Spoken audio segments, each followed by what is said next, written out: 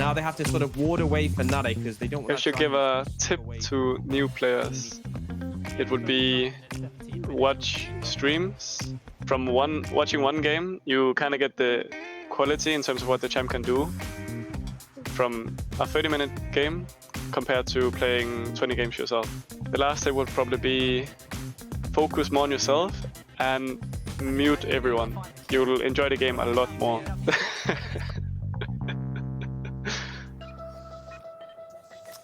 Welcome back, everybody, to the NLC Week 4, Day 2. We're heading into our second game of the day, and this one is MNM versus Fnatic Rising. Now, just to set the scene, if you were to ask me this question last week, who would be winning? I would say this is 99% Fnatic, 1%, not even 1% MNM. But there have been some MNM roster shuffles. We have seen a big overhaul of the MNM roster coming into this game, Orcs. Yeah, so Kakan, who was the top laner, he formerly played as a mid laner a couple of years ago. He is now playing mid lane again for MNM. Monk, who was the mid laner, has gone back to his AD carry role, and they brought in Weka in the top lane. So I think ultimately the biggest change is Monk going from mid lane to AD carry. I think his AD carry career was significantly more successful, and hopefully Kakan, obviously a little bit rusty on the role, but when he was playing mid, was a solid player at his level. Hopefully he can provide the pressure so that Aesthetic is finally going to be unlocked in the jungle. But I think all the teams, Fnatic Rising is still going to be a big challenge despite the changes. I mean, the fact of the matter is that it can't get worse. Like, that's how it feels if you're an MNM fan. There's no way that you can go down, so I guess it's only up from here. Speaking of expectations, you kind of alluded to it. This is beyond David versus Goliath. This is a huge mismatch in terms of expectations for these teams. I mean, yeah, imagine this. Like, let's flip the paper here, okay? Let's flip the page. If MNM wins this one with this roster swap, imagine the momentum coming into this. They're going to be unstoppable. Like, yeah, obviously, I think it's extremely unlikely. Wait, but I've got it. Schalke just took down the actual Fnatic, so now it's time from MNM, basically the NLC Schalke, to take down Fnatic's Academy team. No one beats MNM 5 times in a row, all right? No one. Okay, serious question then. Serious question, because I think with the roster shuffle, we might be upgrading their chances to like 5%. You know, maybe up towards 10. But no, I'll give them an extra percent. I'll put them at 2%. but genuinely, if MNM win, how do they do it? I think Ox kind of hit the nail on the head when he was talking about Aesthetic on the jungle, and so I'll let him kind of take over from there. I really just wanted to kind of touch on, you know, why is this so oppressive? It's because Fnatic have one of the cleaner macro styles. They outplay the map on you individually. They can brute force you into the lane phase, and if you do manage to kind of be able to ride this ride, then they just outthink you later on. So, you know, this isn't a case that MNM have to just have individually talented players, but they also must have working brains if they want to have a run at Fnatic. Absolutely, and I think my point was going to be about Aesthetic and what he's struggled with in the past couple of splits, because last split he also had an underperforming mid laner, Naita, who had a lot of expectations coming into the split, didn't show up, and as a result it felt like Aesthetic wasn't often able to play his game. But when he was, there were those critical games where he hugely stepped up and just dominated, and that's what I'm looking to see here. Hopefully Kakan can provide enough pressure. He can play an aggro style. He particularly likes to lean on champions like Kindred and look to threaten Dan in the jungle, because for me, Dan has been a big catalyst for Fnatic. He's empowered by the meta. It suits him really heavily with the more farming-based junglers, less ganking intensive.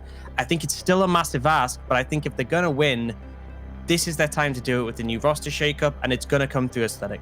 And no one's going to have prepared for this. You cannot prepare for this MNM roster coming in. You cannot prepare for Monk down in the bot lane. And I think that you guys are completely right. Because even when we have seen it look dire in these situations, especially coming into the first game against Monster Rugby Gaming, MNM had, Aesthetic looked good. He did look good. Even Kakan, granted it was on a poppy top lane, had his moments. So if we can find that moment, that small glimpse where everyone in the team can have that moment at that same time, if the stars align, they might have a shot. All right. The start. Do you know what this first star that needs to align? Draft. We're going to go to a quick break. When we're back, we will dive into picks and bans.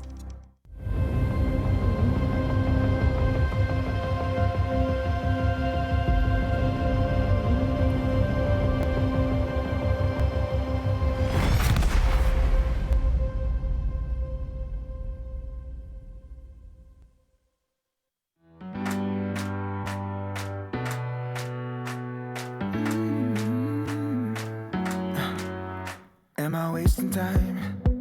'Cause I'm already gone.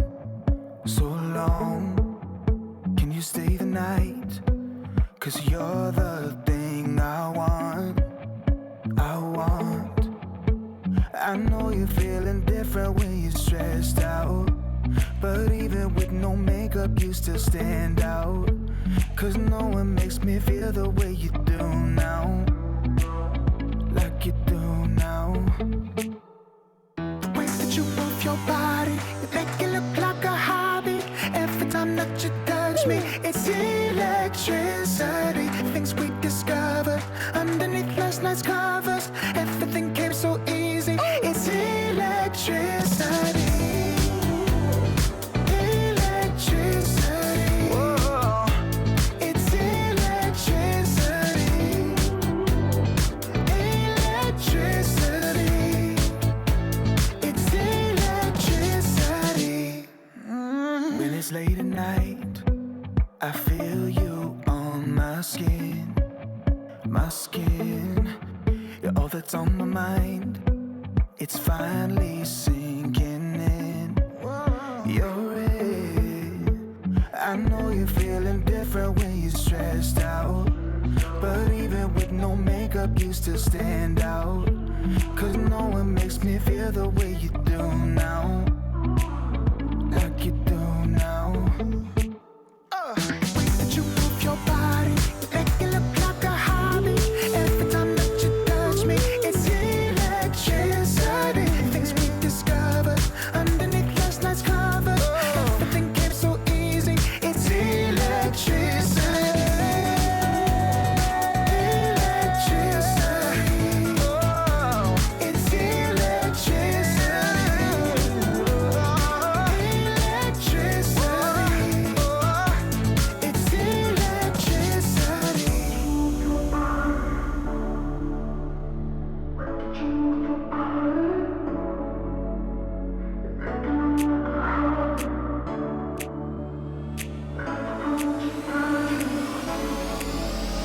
The way that you move your body, you make it look like a hobby.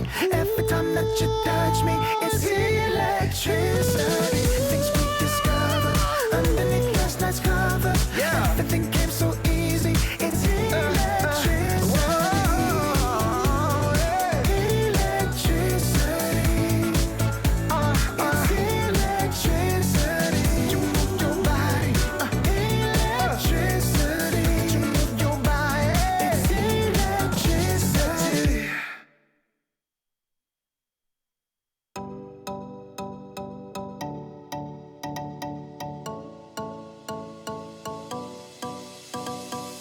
Watching the world go by under the moonlit sky. It's the feeling, yeah, it's the feeling.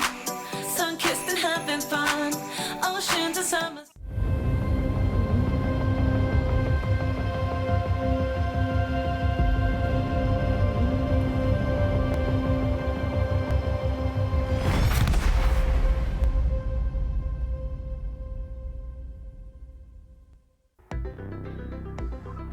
MNM versus Fnatic, the fly on David's foot versus Goliath here in this particular instance.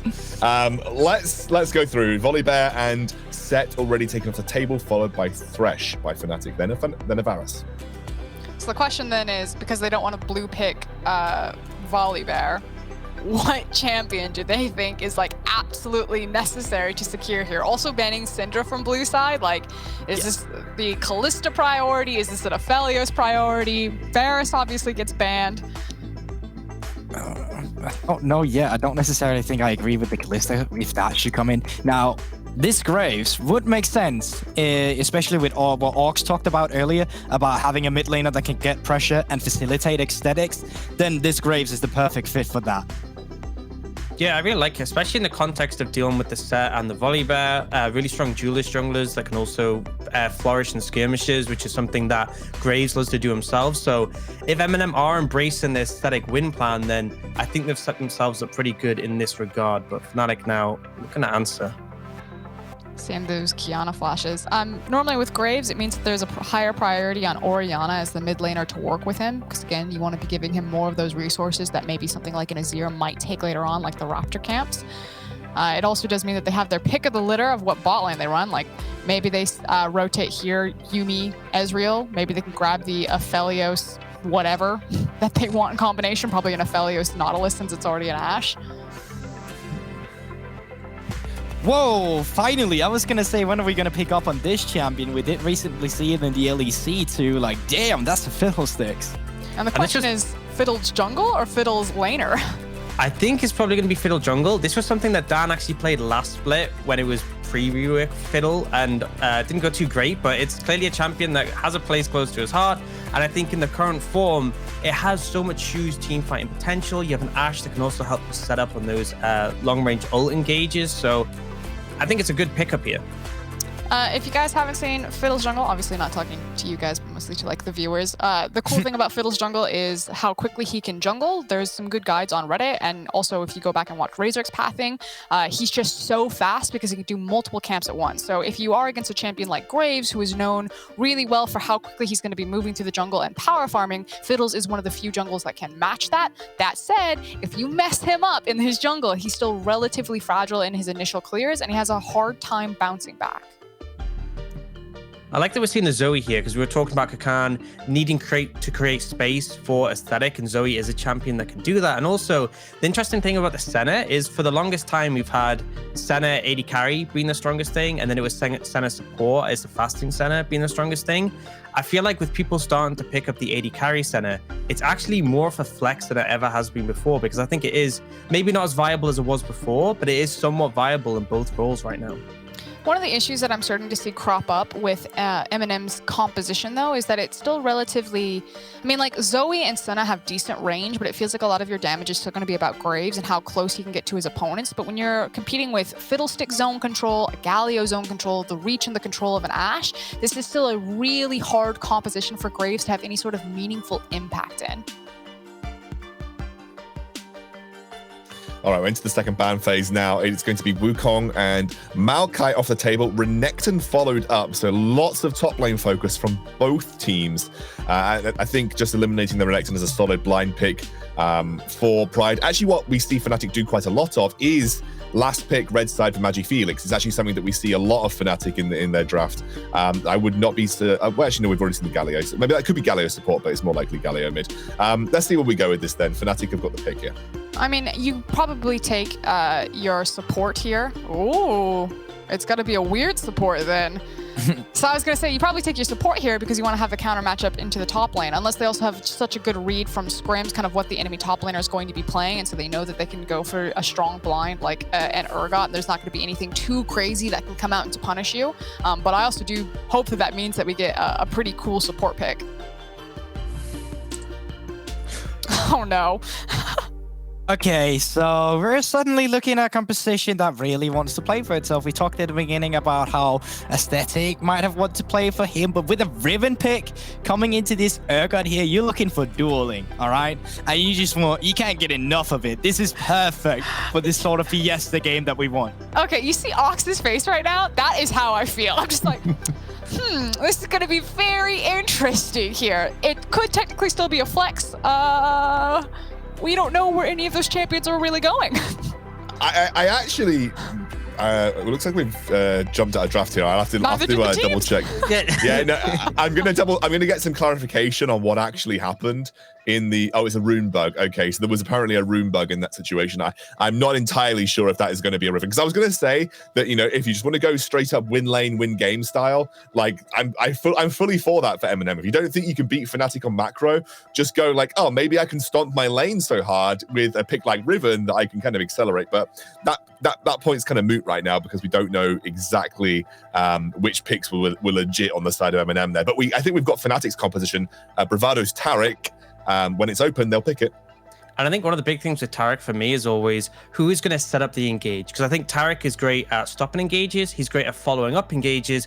But if you need someone else who's able to start it off, and they have the likes of a Fiddlesticks who can obviously jump in. They have the Ashe who can start fights with that Crystal Arrow. And then you have so much follow-up with the Tarek and the Galio. I feel like this is a team that's really going to heavily be able to punish the likes of the Senna and Zoe. Because if they ever step up, if they're looking for harass, if they're looking for poke, you can so easily just instigate a fight for the side of Fnatic, and then you have the Tarek ult to guarantee that you're almost always going to win it off that cooldown, unless there's a massive goal discrepancy or some big misplays.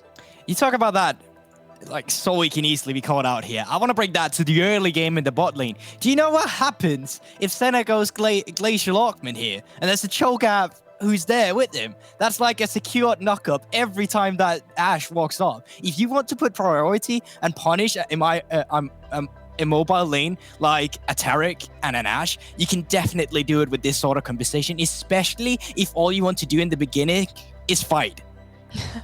Yeah, I think MNM have a fun composition, and Goldberg's already talking about kind of some of the cheese ways that they can really just dominate lanes. That said, one of my big concerns for Fnatic's comp is that they don't have too many damage sources. You know, like later on as this game goes, you have so many damage threats on the side of MNM. In fact, we're actually getting the order that they picked it in. That's not a Senna jungle, surely. No. No, you're just... they're not swapped yet. They're not swapped yet. Producers feeding us in like the swap. I'm like, surely they're not playing Riven, Cho'Gath bottom. It would be Ashe top as well for Fnatic. You know, so what I want to say... But the concern is I don't think that there's a ton of damage because it is a Galio mid lane. Now, obviously, if Urgot gets fed, Ashe can also pump out a ton of damage. But, you know, in MNM's case, like, they don't want a 5v5. They want a 1v1v1v1v1 and just, like, start poking eyes. Whereas, like, Fnatic's Rising comp, like, makes a fist and then they punch you with it. Literally, all of MNM are just, like, playing their own agency and they're just poking everywhere, jamming you in the eyes, hitting you in the nose, like, trying to make you flinch. We can definitely expect some fun things to come out of MNM.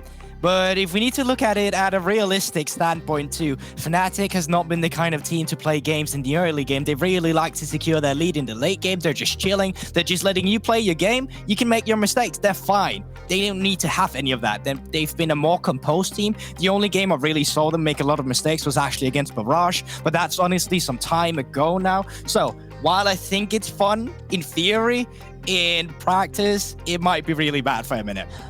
I feel like here, though, we're seeing it'll be, in my opinion, a very momentum-based game, because the side of MNM, as much as in the later stages they have the damage to sort of go toe-to-toe with the side of Fnatic, you have so many champions that are very gold reliant, because everyone across the board is going to want to be hitting the item breakpoints, whereas for the side of Fnatic, you just need to get a few early advantages, and then it doesn't matter that you don't have a lot of damage on your composition, because Galio will still be relevant, Fiddlesticks will still be doing a large amount, and Urgot as well. And I think if they can find that early pressure, look to play around bot lane, look for dives on the back of that Galio Fiddle, there should never be a situation where MNM are even in this game. There should never be a situation where they can even start to pick up those items and put out the damage.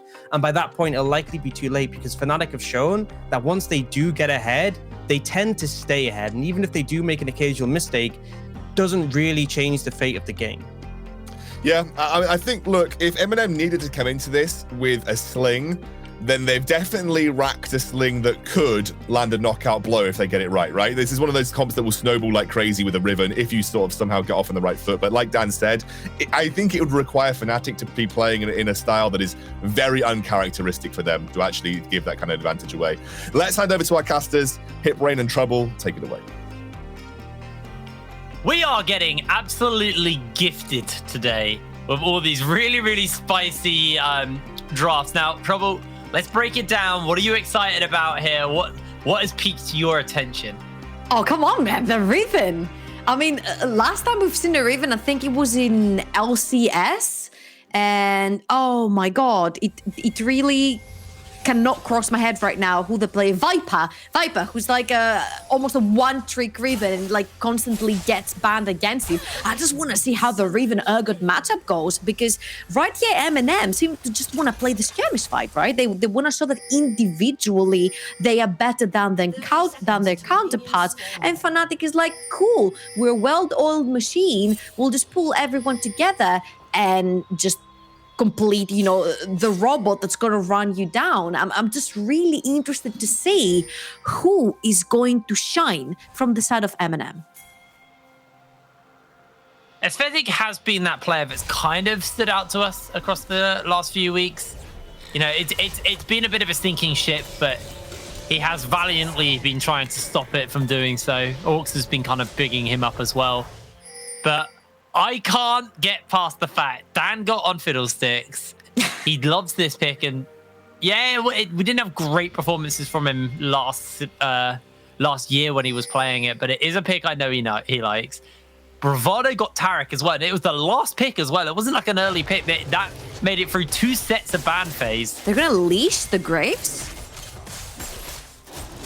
Wow, they are very interesting. Unless he wants to completely be done with the red buff super quickly and instantly invade the Fiddlesticks, I could see it happening.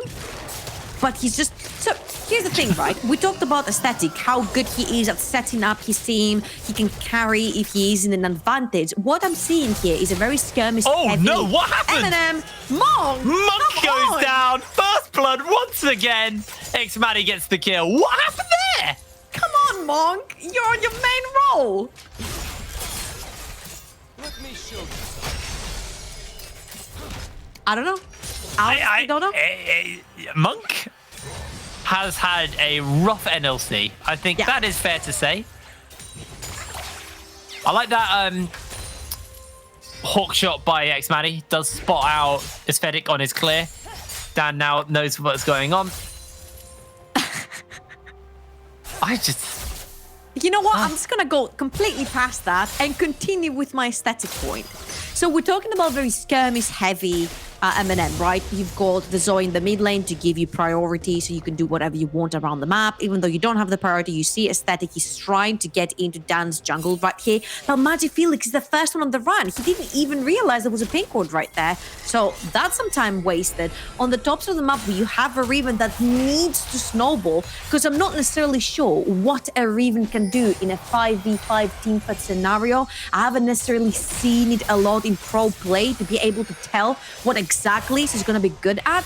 And having a Graves means that he consistently wants to be farming heavy champions. Looking jumping in. The taunt's going to go down into the cleanse. The bubbles are gone, and Kakan looking for the kill onto Magic Felix.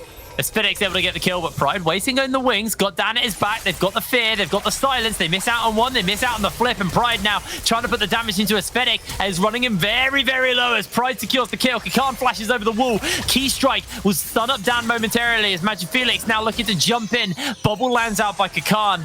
Still got that flash to work with. Is just going to use it to get away. And meanwhile, while all that is going down, Monk dies again. Xmatty picks up a kill. Make it a double kill. Shadow will fall. See, if that was a Yasuo, we would be talking about a very quick power spike. But since this is a Senna, I doubt this is going to benefit you very much. At least, this is literally the most bloodthirsty game ever. Bubble goes wide, and Kakan's able to survive. Okay, you know what? We had that conversation. I'm like, every time I'm trying to make a point right here, it doesn't matter what it is, teams that shouldn't be fighting have started fighting. And I wanted to give props to Fnatic because you know what? They didn't go for a crazy draft, right? They went for normal Fnatic draft. They've got their globals in there. They've got their proper setup, the back to front team fights. They've got their tanks in there, their engages, their supports, their ADCs, their AP damage, everything. Everything screams Fnatic. It screams a well-rounded composition, and they haven't necessarily fallen into the trap of MNM, you know, trying to pull out something that could potentially surprise Fnatic, like the Riven. So far, so good. If you look at the bot lane, Xmatty is more than happy to be on a 3-0. New lineup for MNM. Same problems. Monk kind of plaguing his early game laning has been really, really problematic for him. Once again, suffering. They are trying to contest this dragon pickup for Fnatic. Shadow places the ward over the wall. Does have that rupture, but there is a smite available, and Fnatic actually didn't have the smite, so that was actually a little bit risky from them. At the end of the day, they don't really lose out on too much, and Dan has to run away from Monk, gets the fear off. Bravado comes in with a dazzle onto 3 members of MNM, and Monk goes down. Bravado finds the kill. X-Maddie's going to join into the fight now as Shadow flashes away. Bubble will land out here. There's a good 2-man rupture as well. Fnatic are just going to back off with the 1 kill. But MNM are not. Yeah, okay, they are now. Okay. All right, you know what? I'm just gonna look at the positives and say this is a fasting center. The Cho'Gath is still alive. Obviously, the wave is gonna freeze in a really bad place for the Cho'Gath to solely be able to walk up to it and try to get some CS down. But if you look at the CS differential in the bot lane, the Cho'Gath is not necessarily that far behind from the Ashe. Now, I don't think that the Ashe and the Cho'Gath have the same impact in the game, because when you're having your ADC already fed 6 minutes into the game, has Berserker Greaves and Vampiric Scepter to sort of lifesteal any damage that you could throw at her, it is going to be very, very problematic. Big wave crashing in here. I am very worried. X-Maddie's closing in on level 6. Got the Swifties. Got the Vamp Scepter. Like I said, Shadow is at least getting this ES, so he's actually equal to X-Maddie, considering Shadow is the one who is picking up the farm. Double Glacial Augment lane means that there's a lot of sticking power here, but let's talk a little bit about this top lane, because we haven't really hit on the Weka versus Pride matchup. See, that's the moment they're equal, but there is a kill on Pride.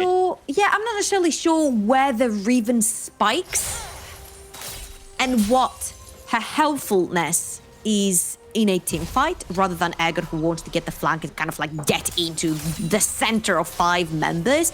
I guess the Riven would be much happier sort of being on a side lane, split pushing, and then dealing with whoever is there. But every time I've looked at the Riven and the Ergo taking trade at each other, it seems like Pride is coming out ahead in this one. So sure, that CS might be looking okay, but unless the Riven snowballs, I don't see a turning point for that top lane matchup. Flash out as Fnatic takes the arrow. They've got the dazzle on as well, the CC for days. Lots of healing though.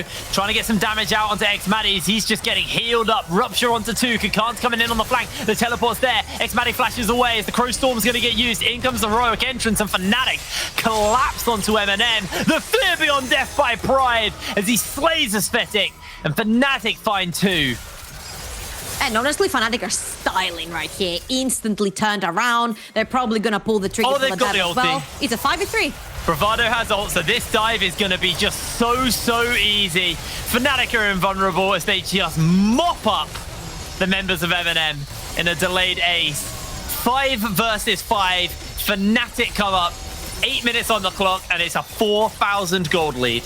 I think you said it. Fnatic and invulnerable. I don't see them. Magi Felix died once.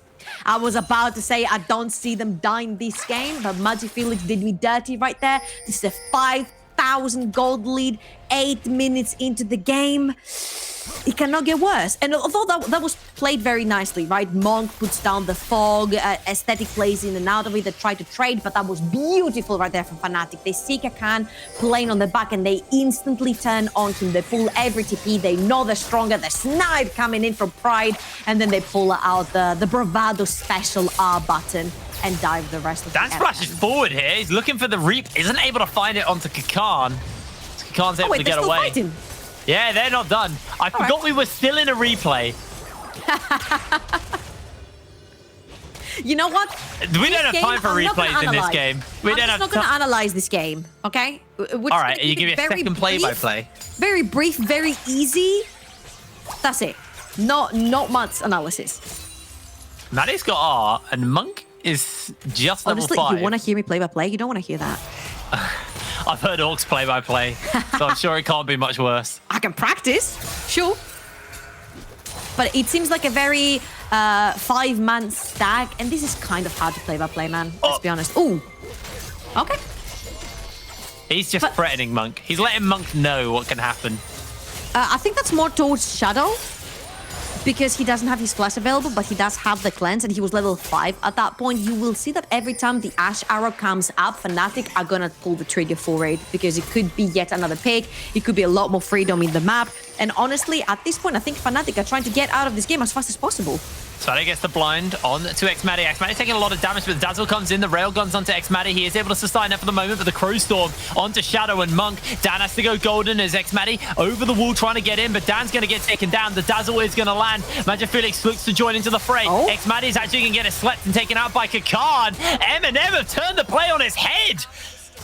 Little bit overconfident. You're missing 4 ultimates here, Fnatic. You have absolutely nothing for your team fighting ability here. There's no ult from the Ashe, the Taric, the Galio, all the fiddlesticks. So that was a little bit overzealous coming here from the Fnatic squad, and MNM will eventually punish. It was a good route by MNM. Does she go for that punish and not just feel like they're massively far behind Fnatic? They accepted that that was their opportunity to get some gold. They got Xmadi shut down, so it's a bit of extra gold. I believe it was Kakan who got it as well, so not a completely useless member to pick that gold up. Now Fnatic are going to take this opportunity to start up the Infernal Drake. You know what? I'm really bummed. I really wanted to see what the Riven can do versus the Urgot, but now that the Urgot has skyrocketed with the 3-0, he's almost got his cleaver ready for him, it's not going to necessarily be an even fight. So we're losing now on that one. Yeah, it's Oh, it's going to be Ocean. It's going to be a very rough one. It's an Ocean Soul as well. It's getting worse. I fear for MNM here. Now, Shadow has Flash, but doesn't have Cleanse, so he's susceptible to getting this CC layered on him. So you can see playing fairly far back. Xmadi just holding the wave here, wanting him to set up and sneak up, but they will have to clear out the ward, and they'll recognize Fnatic were looking for this play all along. As they step back, Bravado will get snared down in place for the moment. If you look across the board, there's so many already completed items for the side of Fnatic Rising. You've got Blade of the Ruined King. You pretty much have Blade of the Ruined King before any of like the likes of the Cho'Gath can start building that HP. You'll be shredding it already because you have the item ready and available. Magifeel is going for the Proto Belt. Like, they're ready to fight right here, right now. Yeah, Monk's going to get caught out. They don't even use the ulti. Dan gets the kill with the Crow Storm. Double kill for Dan as well. He walks out with the tiniest amount of health. Perfectly calculated. As Pride is actually chasing Aesthetic through the jungle. Aesthetic was at least able to get the Rift out for his team. First Terror Blood does go to Fnatic though, and so far there is no real answer, even with the Herald on the side of MNM at the moment. See, this is the thing, right? We've been talking about Aesthetic a lot. Every time MNM comes up, the discussion is about Aesthetic and if he'll be able to carry. And we're like, wow, he might be on the losing team, but he's one level ahead on the Fiddlesticks. Well, this Fiddlesticks has been everywhere. He's been ganking from lane to lane to lane, and with Graves, you can't necessarily fall behind. This is actually really good timing here. Khan's going to take a fair amount of damage, gets the bubble off. Teleport's not available to Pride, so imagine Felix is going to be able to get that. The plates fall off just as the Herald goes down, so a bit of bonus gold into MNM's pocket. I actually really like that play from them. Punishing Fnatic while their TP is on cooldown for Pride means there was a potential dive onto Magic Felix, but he was able to play that pretty well to survive. Yeah, Kakan right there had also no mana at all, so he wouldn't be able to contribute to the damage whether they wanted to dive or not. But they do manage to cash in on some very important gold. You see the Looting Cycle completed. You get the Warriors completed there as well for Aesthetic. We might start seeing some aggression coming through. Again, it's extremely hard because Fnatic are the ones that are holding their items first. They're 5,500 gold in the lead. All they have to do, at this point, they don't even have to fight if Fnatic doesn't want to. If they don't want to take the 50-50s, fighting without ultimates, missing their ultimates and whatnot, all they have to do is just wait for the dragons. The second that Soul comes and it's Ocean, it's pretty much over. Or they're just all Kakan here. Bravado comes in with a dazzle, forces him to flash away. Come on, how did that hit? It was a little whiffy. It was. a little skew iffy, if I'm going to be honest, but they found it. Meanwhile, Pride getting found out by Fnatic. Has got the backup of Shadow, and the bubble comes out. The flash is used by Pride. Pride might be in for a little bit of hurt here. The kill's picked up by Shadow. Pride giving over a shutdown. Not what Fnatic needed. Oh yeah, Shadow just chewed up on a bunch of gold here, taking the kill and the bounty on top of Pride's head. So you see that there is life in MNM. There is drive to try and win the game. They're not giving up. I feel like it's their individual early game mistakes that are sort of letting them down, right? Dying 3 times very early into the game. No. Oh. Kakan's dead. Well, I appreciate you trying to make points. I know. Trouble. I really appreciate it. Fnatic don't. They just want to kill. Honestly, it's absolutely fine. I think Fnatic just want to get out of this game as soon as possible, right? In their heads, it is won. I'm just leaving a sliver of doubt in the back of my mind where, you know, Shadow is kind of like the big bad, well, he's not a wolf, monster, let's say, chopping heads right, left, and center, while Aesthetic is sort of slaloming his way into victory, and then I can see a big Riven play. But this is my dream for this game, Heatbrain. That's my dream. I want a wombo combo from MNM. Yeah. I want it really bad. I feel they've had some very, very rough games for the last few weeks, and you know, a victory here would be great for them. But Fnatic, they're kind of playing like Kakan is enemy number 1. He's just getting cut down once again. Dazzle isn't going to quite hit by Bravado. That is going to chunk out Kakan just as the dragon spawns, so Fnatic should be able to pick up their 3rd Drake.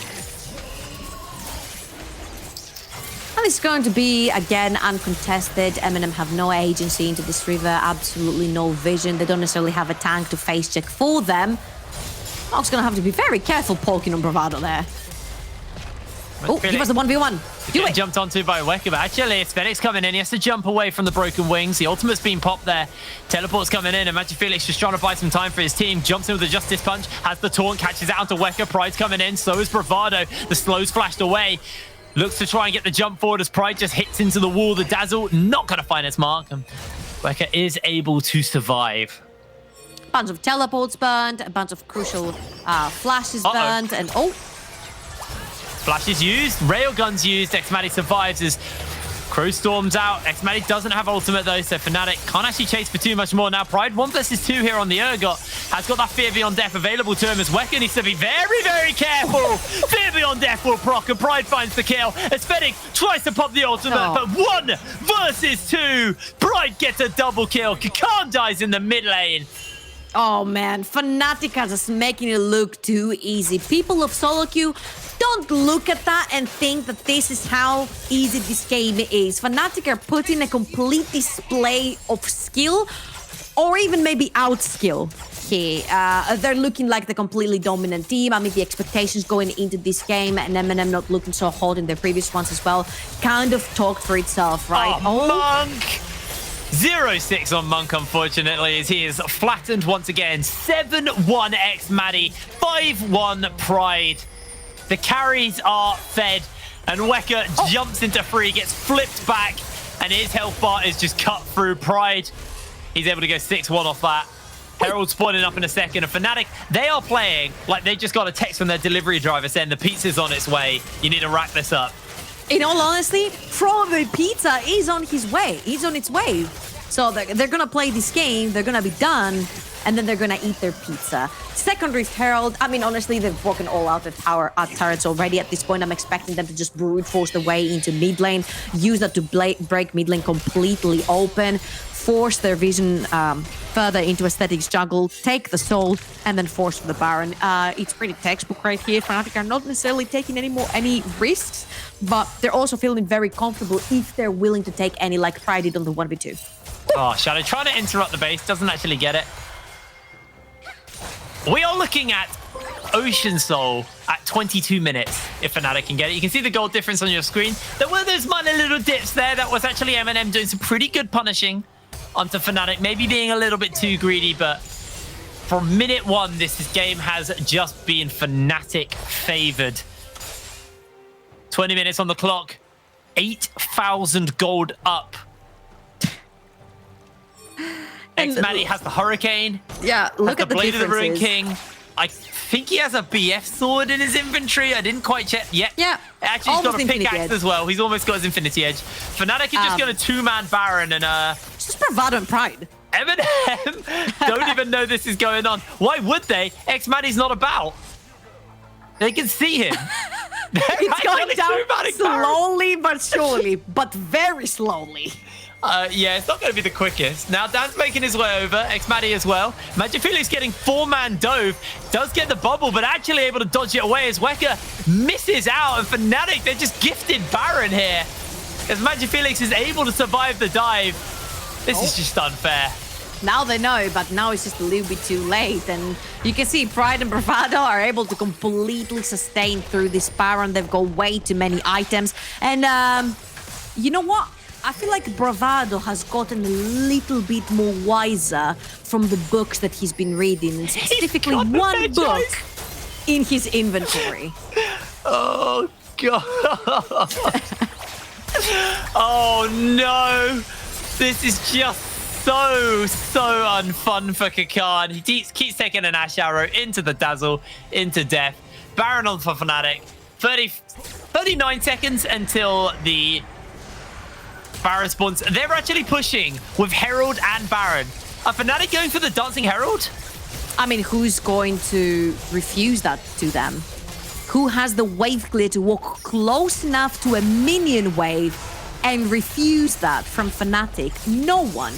At this point, the only thing that's saving them is that X-Matty doesn't have an R button to press. Yeah, but it's not that far off. Waves coming in and...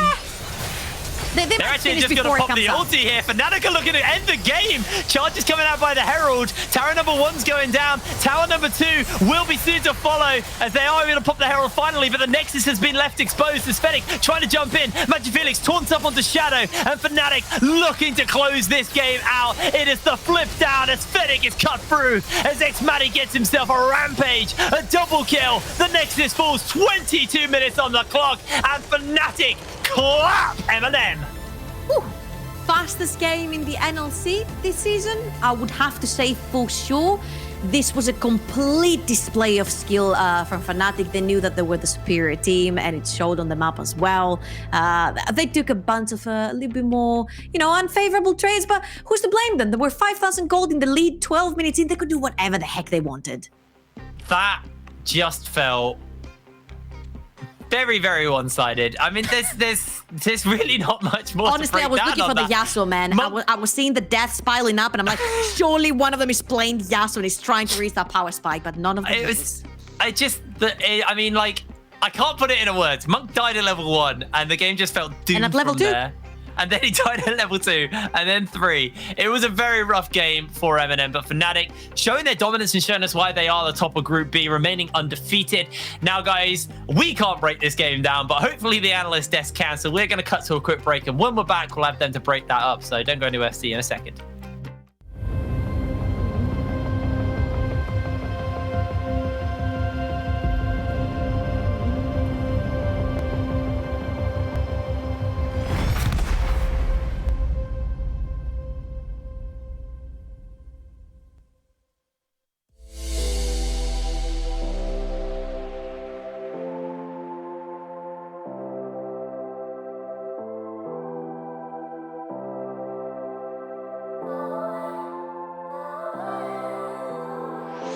Must be dreaming, think I saw a ghost. Or was it an angel of the past that we all know? Ain't got the answers, but I hold the hope. So I'm holding on to the love, embracing the unknown. Now I'm dancing to the music. I'll just keep dancing till I lose it. Yeah, I got that Friday feeling. Yeah, it's all that I've been needing. Feel it, feel it. You're feeling good. Feel it, you're feeling good. Feel it, you're feeling good. So good, good. Feel it, you're feeling good. Feel it, you're feeling good. Feel it, you're feeling good. So good, good.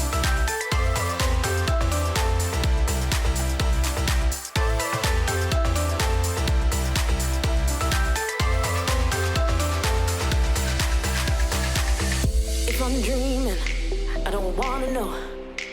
Cause this is all I need, a perfect story told. I ain't got the answers, I still hold the hope. So I'm holding on to the love, embracing the unknown. Now I'm dancing to the music. I'll just keep dancing till I lose it. Yeah, I got that Friday feeling. Yeah, it's all that I've been needing. Feel it, feel it. You're feeling good, feel it. You're feeling good, feel it. You're feeling good, feel it. You're feeling good, feel it. You're feeling good, so good, feel it. You're feeling good, feel it. You're feeling good, feel it. You're feeling good, so good, feel it. You're feeling good, feel it. You're feeling good, feel it. You're feeling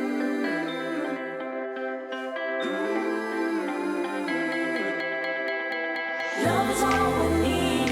Love is all we need. Love is all we need. Love is all we need. Love is all we need. Love is all we need. Love is all we need. Love is all we need. Feel it. You're feeling good. Feel it. You're feeling good. So good. Feel it. You're feeling good. Feel it. You're feeling good. Feel it. You're feeling good. So good.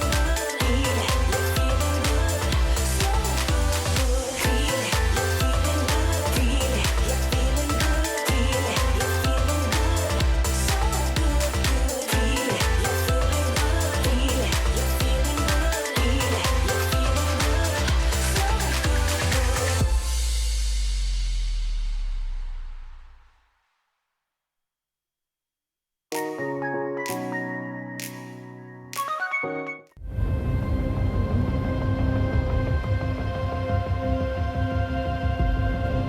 it. You're feeling good.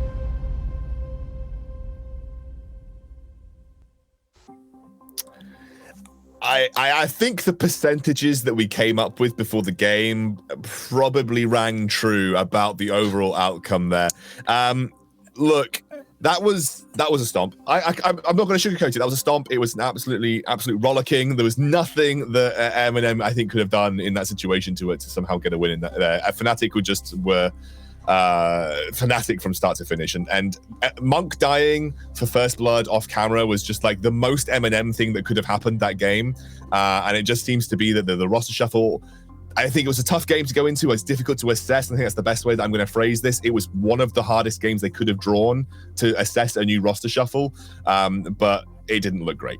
Yeah, and all in all, it was just a Fnatic highlight reel. We talked about it in the pre-game. Yeah, there's probably some things MNM can do, but realistically, it's not going to happen. And Fnatic were just so, like, the game was shut down. 2 minutes into the game, Monk dead. Like, it was literally just how it is, and it just kept going on like that. Even Pride was flexed, and Pride, who we're usually complimenting from just being a strong weak side top laner, but he was just 1v2ing. It was disaster. Guys, look, there was one play that sticks out in my mind. Let's have a look back at that bot lane tower dive for Fnatic Orcs, because this was kind of like the moment where they essentially unlocked the game completely, right? Yeah, and as much as this was obviously a window exposed by the fact that MNM's bot lane was struggling, we definitely saw a situation where Fnatic looked to execute on their composition. They looked to be leaning towards the bot lane to go for this dive, and they have the setup to do so. So initially it starts to get a little bit messy, but the ult from Dan comes in, then there's the Galio ult. There's no way you're contesting that. And you can see that they opt, well, beautiful snipe from Pride there, but they opt to reassess the situation and then go for the second dive here. And this is just the coordinated play we expect from Fnatic right now, where they will look to play around their composition, they will look to play for their advantages, and they just really gave MNM no outs in this situation. And you get to see some of the fun things about the Fnatic composition. It felt like if it was a closer game, maybe you get to see some of the cool ways that they all line up. But you think like using a Taric ultimate on top of a Fiddlesticks ult on top of a Galio ult, like that is a definition of a wombo combo. But because the game was such a stomp, they never needed to do that. I hope we get to see this comp in the future, and it is a bit closer, and Fnatic can really showcase some of the synergy that they may be practicing behind scenes with this type of composition. But Fnatic's still going at the rate that we expected them to. They're still, I believe, undefeated in the NLC so far, yet to drop a game. So this is kind of what we expected from this roster coming in. I actually have Dan ready to interview, so I'll get to have a chat with him now. Dan, how are you? I'm good. I mean, not too much to say about that game, I guess. It was pretty straightforward, right? I'm actually not going to talk to you about that game at all, because I think realistically, as you said, there isn't much we can say about it. So more, I'm just going to get a quick chat on you, the jungle meta, and kind of the future Fnatic going into European Masters. First off, you played the Fiddle. Obviously, we saw it from Razork with the Misfits versus Mad Lions game. What are your thoughts on Fiddle in the current meta? Like, where does he fit? I actually think Fiddle is really good right now. We've been practicing it before we even saw Razork pull it out, and when we saw him pull it out, and he was just like, could just stand in river and basically 1v3 because of how fed he got. We had like similar results in scrims. So I think Fiddle's really underrated. I'm surprised there's not been more Fiddle, to be honest. We've seen it a bit in scrims, but never really on stage. So it's a bit interesting that it came out this week twice. But yeah, I've been looking forward to play it and kind of happy to play it. But I would like to have shown more of what Fiddle can do, because I felt like in this game, it was kind of already over before I even finished my blue buff, so there wasn't really much for me to do here. Yeah. No, I think that's probably a fair assessment. A lot of talk about the current jungle meta on the desk and your jungle style and how it fits into it. How do you feel like your play style fits into this current jungle meta? I think it's actually pretty good for me, because I think junglers can be way more selfish since XP changed, and you can actually like play to counter jungle camps. I think actually right now jungle's way more around counter jungling rather than ganking. You get an XP lead and it really sticks. Like I can get like 3-4 levels ahead pretty reliably. So yeah, I think it's good. I think also for laners it's probably better as well, because they get to play out their matchups more without just a jungler coming level 2 every game and influencing. So yeah, overall I think it's really good for us at least. Yeah, I think the kind of the analysts kind of pointed that out as well. Definitely seemed to suit your style more so than anything else. I actually spoke to Deadly yesterday, and he said that XL treat every game that they play in the NLC as a scrim. And it's like that they don't take it too seriously. They're more looking to get learning experience from it. And they said, they specifically said there's no point winning every game if we get to the finals and we get beaten by Fnatic, basically, is the TLDR of what he said. How do you guys approach games in the NLC? Is that a mentality that you share, or are you a bit more serious with the way that you kind of come into the NLC games? I think our drafts are a bit more serious. I think in scrims we test a lot more, but I think we just approach it like any other game. Like you obviously saw what happened last split with XL, where they went undefeated, got a bit arrogant, and I would say it became quite obvious that when they took the first loss, they didn't really know how to respond. So I think that dropping a game due to testing something as a top team doesn't really matter too much. At the end of the day, you still make playoffs. Sure. Hopefully this game, this split, if we do continue as we're going, that we don't fall the same way that XL did, and we actually can bounce back from a loss. So yeah, I mean, you guys have been like back-to-back champions for a while now, so I think you probably have the mentality to deal with it. I got finally kind of look towards the European Masters. Do you feel like with the way that your roster is playing that this could be the split that we finally see Fnatic take a European Masters title? I mean, I think so. I think initially when we started off this split, scrims were going really bad, and I was a bit concerned. But honestly, recently we've been doing pretty well. We've been scrimming quite a few LEC teams and coming out on top. So okay. I don't see why we wouldn't be able to say we are like a contender for the title. I also feel like, at least based on scrims, that other teams in like National League feel a bit weaker at the moment, and maybe that's just because we're playing well. But yeah, I think we're in a good spot right now. Yeah, you definitely. I mean, look, you look like you're in a good spot. You're undefeated for a reason. So I think we're expecting big things from Fnatic. We always do, but it's good to see you playing as well, Dan. It's always nice to see you do well in your career. So hopefully we get to see you again. And thanks for joining me. Thank you very much. All right, guys. I thought that's a really nice interview from Dan, actually, and obviously it's good to see the difference in perspective from our top teams, you know, like XL and Fnatic in kind of assessing how they approach the game. Now, haven't got too much time. We do need to move on to the next game, but I hope everyone enjoyed that. It was a good insight into Fnatic and Dan in general. And when we come back, we have our next game, which is going to be BTXL. We just briefly talked about them, and they'll be taking on Godsent in a rematch.